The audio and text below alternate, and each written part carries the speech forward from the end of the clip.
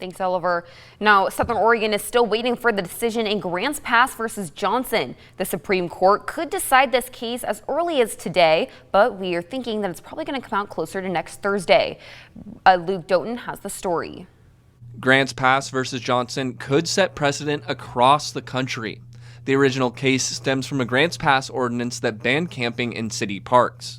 That brings us to where we are today. The Supreme Court could decide on this case within the next few hours, but a decision is more likely to be announced next Thursday, June 20th. On the day that the decision is announced, lawyers for the respondents will have a press conference about the decision. Grants Pass was taken to court where a Ninth Circuit federal judge granted an injunction to the respondents Johnson and Logan. This injunction made it impossible for Grants Pass to enforce the new ordinance, so they appealed to the Supreme Court.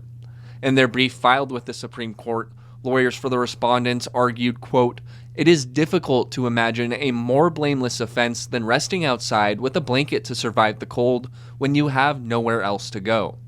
I reached out to Grants Pass Police Department to see how they think a decision either way would affect them. The public information officer I connected with told me that the chief won't comment until a decision is made.